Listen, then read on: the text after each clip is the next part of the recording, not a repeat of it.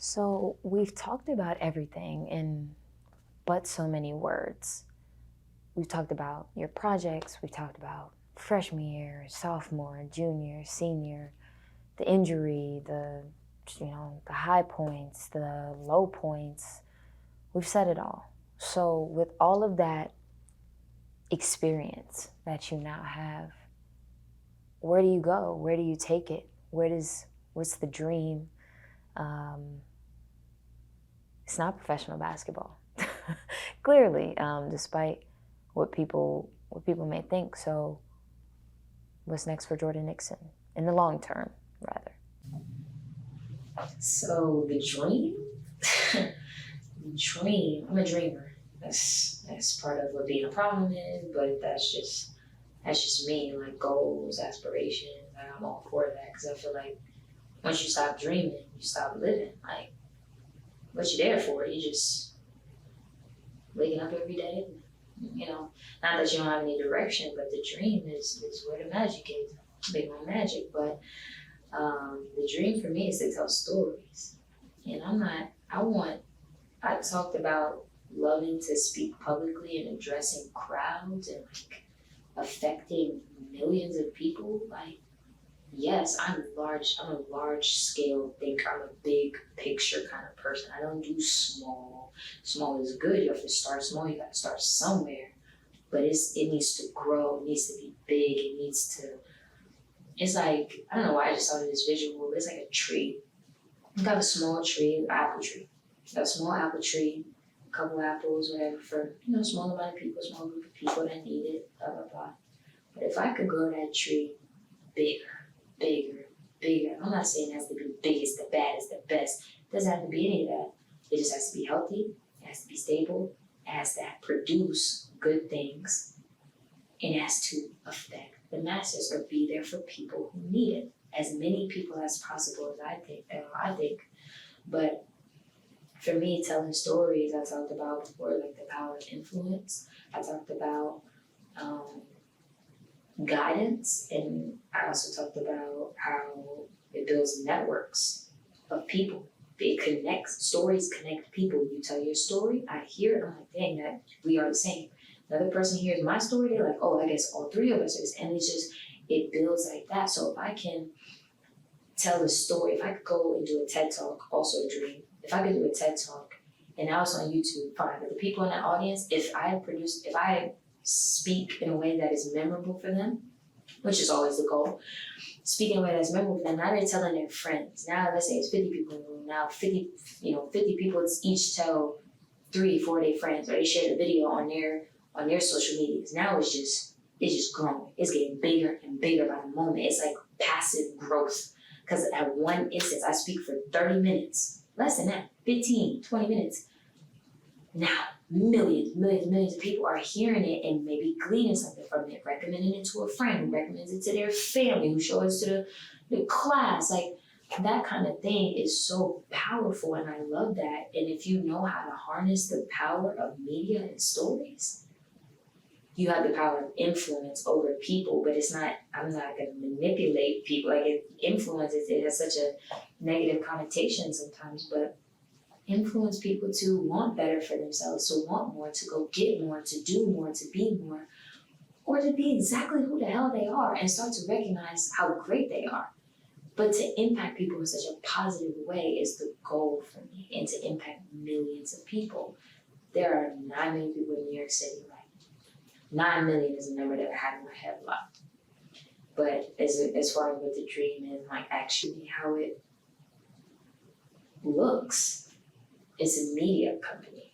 It's a media like campus kind of situation. So there are youth programs, there are community centers, there are like safe places for, there's shelters, or like we employ maybe convict people who have been convicted before with a record. Ben and Jerry's does that. I think that's incredible. I'm sure other places as well. But we provide housing, and we're like a manufacturing place, so it's still pumping product, but we're also creating content, and we have spaces for people to rent and for their own creations, and it's a very community-based kind of, I don't know where it would be, Maybe California, maybe somewhere like Colorado, or I don't know, I like mountains, and maybe Arizona. I don't know. It doesn't really matter as long as it's there. But that's the dream, to impact millions of people, to provide them with resources, to be a resource for their resourceless, I guess. And that was a passion that I discovered that summer too, when I was booked and busy, as I said, and I was doing all these projects, but I was reading Grit by Angela Duckworth, and she was talking about people, having different projects and how, okay that is. And I'm like, well, good girl, because I was worried, like I might be doing too much, but what she encourages you to think about is, what is the unifying principle? What's the umbrella that all of these projects fit under? I'm like, well, what's my umbrella? And I think I was in an Uber, and the lady and I were talking, and she was talking about how she did all this stuff and blah, blah, blah. Or maybe she was talking about a passion of hers, and I was like, oh my gosh, I just figured out what my passion is. And that is being a resource for people who don't have or don't know how to find the resource. So being a conduit, being a middleman, middlewoman. And so yeah, I feel like a media company in the way that I want to do it, and I'm starting now, and it's super small and it's not even a thing yet, but you gotta, I can visualize it so clearly. Visualization is huge when you're manifesting, but I'm also working toward it. I'm learning, I'm making connections, I'm understanding all of this stuff, and I'm putting myself in these positions to just absorb as much information as possible, whether that be me self-teaching or watching somebody who already knows. So like, I like to know how things come about. So I'm not, oh yeah, let's do that. Like, how does all that work? I don't need to be an expert at it all, but I at least want to know, like, if I can put it all together, how can I do that? Teach me, or let me teach myself, because I need this kind of information in order to create the products that I want to create. Like, I'm producing 2 shows at this point, and they may be web-based right now. Beneath the surface is moving kind of more studio setup, but I didn't know how to use Premiere before maybe 3 weeks ago, or maybe mid July, or yeah, I didn't because it was this daunting program, but I also didn't have any content. So I'm like, what am I editing? What am I paying for this program for, or whatever? Like, I taught myself Lightroom, I'm teaching myself Photoshop and stuff like that, like photo editing, being proficient in photo editing, video editing, but also knowing how to, like, lighting setups and different, like, your brand lighting, how you want to create certain scenes to evoke certain emotions, and so on and so forth. And that's all learning. And I'm a learner. Like, I'm a lifelong learner. I feel like we all are, but we sometimes rob ourselves of those opportunities to learn when we don't want to open ourselves up to what's out there. And sometimes it's just not knowing. It's literally just being kind of in the dark about it. But either way, that's the goal.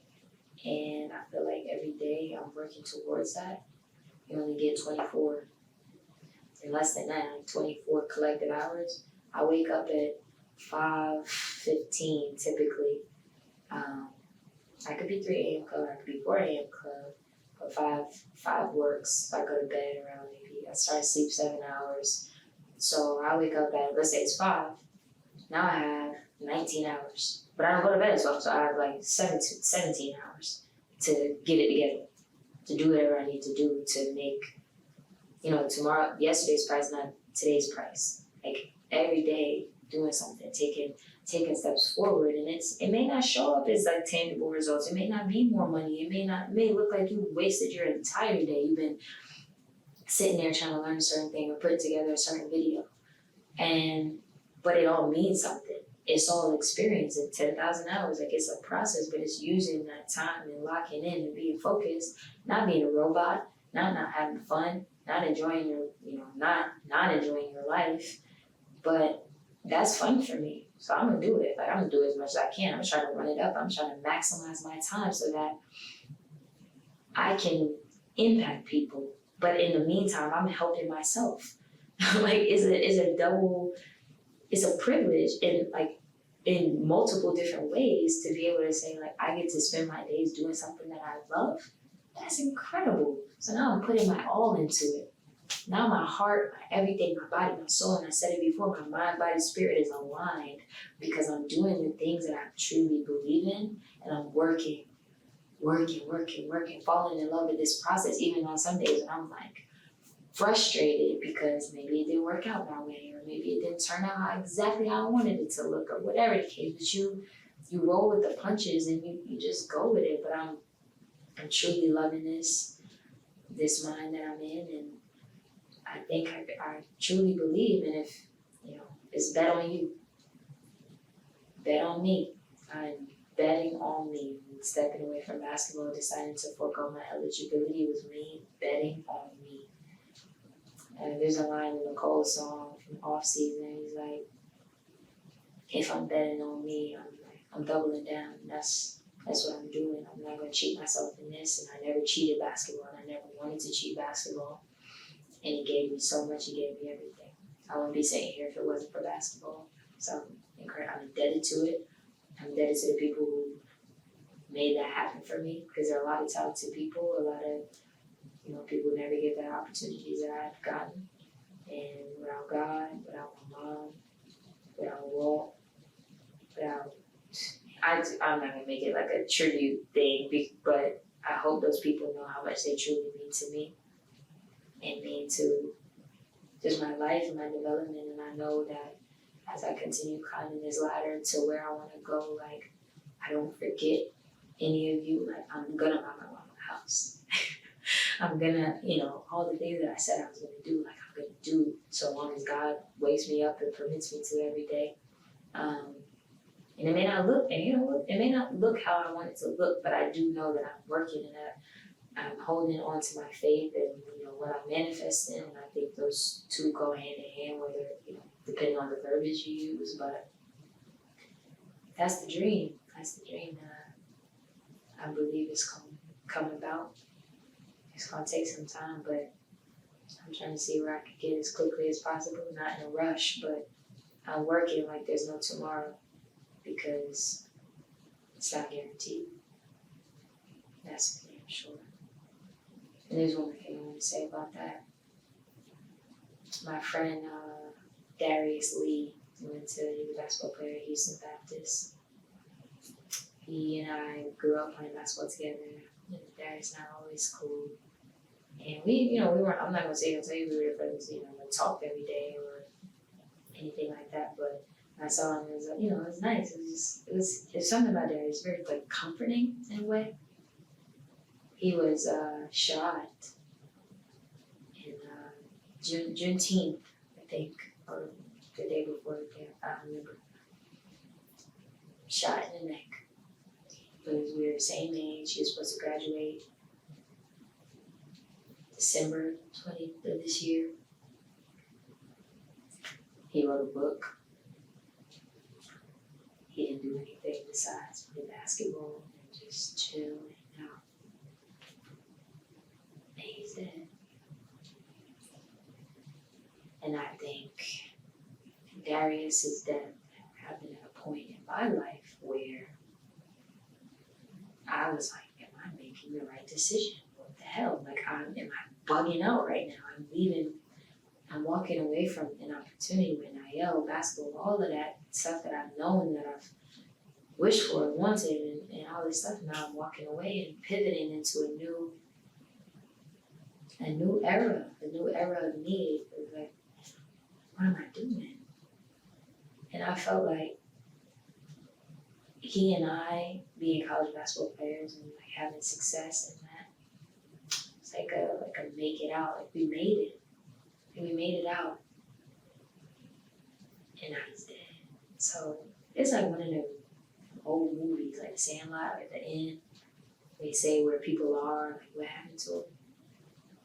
But I feel like the best way that I can honor Darius is by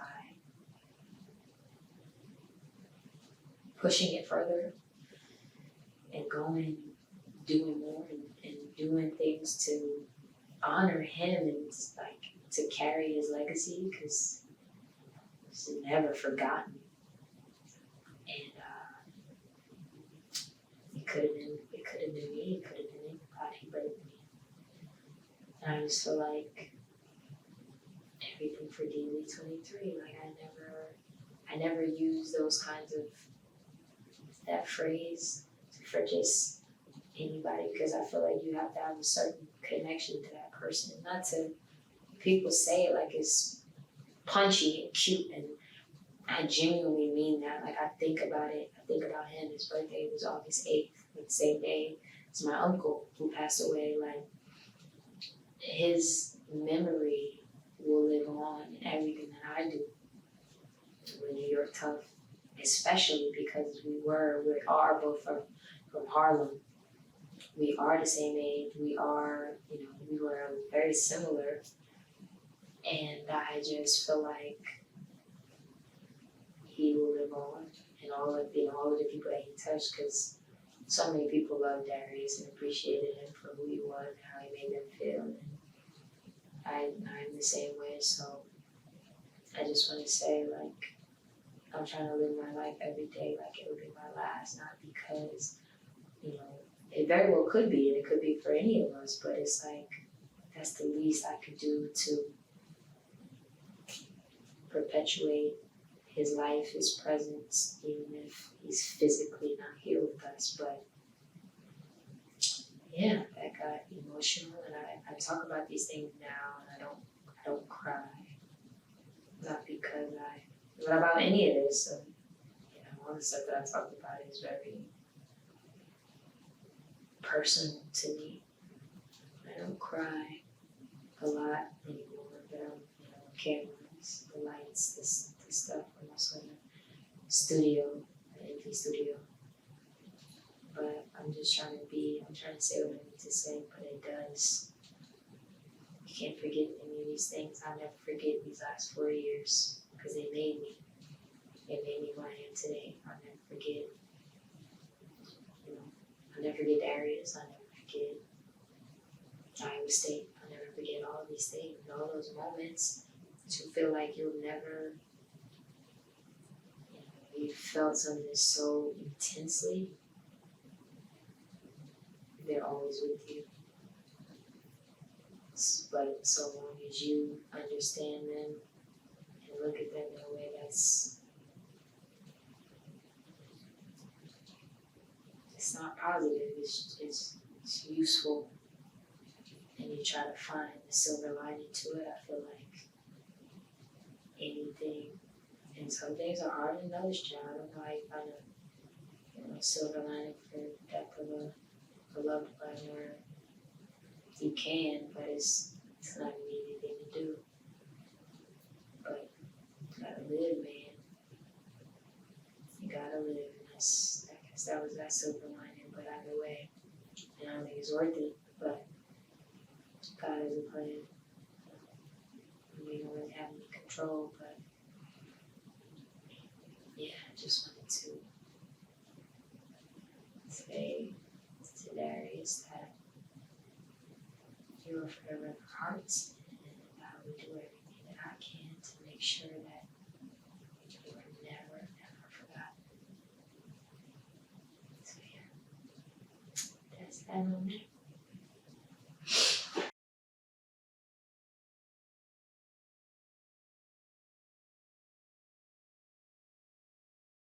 So the fun part, this or that. What is your favorite restaurant in College Station? My favorite restaurant is probably the easiest question you could have asked. Stella Southern Cafe, College Station, Texas. Like French toast, biscuits? Are you mess? Please. It's like I just had a churro one. My dad and I went there the other day, a couple weeks ago. That churro one slaps. The berries and cream with the little berries on the side, but whatever they have, like this blueberry combo one, the bananas Foster. I'm so aggressive with it. Incredible. But yeah, Stella. I'm a brunch girl, so anybody want to get brunch, we're lit, we're out, like it's done. I'm pretty much always saying yes to brunch. But yeah, definitely Stella. What is your most listened to song or album these days? I've been listening to a lot of music lately, and I am all R&B all the time. That is like my thing. I need that. Like, that's even when I'm working out with basketball, or in the past, like it's R&B. I'm turning. I dim the lights in the gym. Like I need vibe. You come to my house, like I'm pretty much. There's always good vibes, good sense, like all the things. Because the psychology of colors, like all of that stuff matters. Like the sunset lamps, I am a fiend for those. I have one, but it's not even just a sunset lamp. It has like 64 color range, like poles, and like these fades, strobe, like all that. It changes your mood. But to answer the question, Cole, Kalani, those J. Cole is like he soundtracked my entire experience growing up, my adolescence.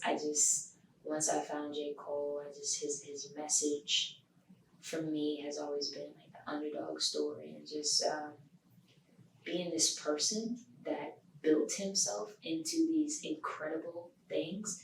But he's not, even though he's reached some level of success, he's still J. Cole. Like he's still Jermaine Cole, this guy who's cool on the other side of the pillow, but he's not this larger than life kind of person. And I don't know, I love the energy that he embodies. His music, I bump it all the time. Like it's shuffle on J. Cole, it's shuffle on Kalani, and then with her, it's actually Kaylani. But Kaylani, for the sake of the video, calling her K. She is who she is, and she's so authentic about it. Like she's gonna say what she wants to say. And I mean, there are a couple of other just like bad women, like Summer Walker, obviously Meg. But if we're saying R&B, like her, SZA, I love me some SZA. SZA is it. But just the authenticity piece, being true to who she is, being like, I mean, she's all woman, like all. But she has this like feminine, masculine energy. But even besides that, like she just is who she is, and all her quirks and dark spot, blind spot. Like she's so open about it, and I don't know. I appreciate people like that. And Cole and Kalani are obviously in very different genres. They're musicians, they're entertainers, but to me, they embody a similar authenticity and staying true to who they are, even as their fan base grows, or their fan base is the size that it is, and probably growing. Like Blue Water Road, all the Kalani stuff, like even from her older stuff, I'm big Cole fan, big K fan, Kaylani fan. I have it on the list to like befriend both of them. Like I feel like we could be mad cool. Me and Kay, like, are you kidding? But yeah, me and Cole too. Like that would be a dream come true for us to just, I don't know, for him to be like a mentor to me, a friend, like a big brother, and then for her, I don't know, like just to be able to have a conversation with her, but just like I feel like we just get it, and I really aspire to just not be her, but to embody that energy that she carries. She's so powerful, and she's so powerful in her own way. Like she walks her own path. I love that about both of them. So that was a long long answer. Yeah. So I love to ask this question at the end of interviews. If you could describe yourself in 3 words, what would those, well, let's say 1 to 3 words. What would those words be? I would have to say introspective, ethereal, and I guess I could add this to my other like song, like favorite song, favorite album, or most played these days, Legend Drake. Like if I was a softball player, because I don't know if anybody knows like softball players. I don't know if it's across the country. I don't watch a lot of softball, but here they come out with their songs. I mean, it probably is in the country, but they come out with like a certain song. So if I was at a softball game, I'm gonna ask my friends like, what song did y'all come out to? I asked the people in rehab too, because they're my friends. And it would be Legend by Drake. I know, mother. and legend. Like, come on now, like so. Damn, I love my train of thought. Oh, last words to describe me would be legendary. Jordan, it has been an absolute pleasure speaking to you. Thank you so much for sharing, being vulnerable, being candid. I'm proud of the person that you're becoming.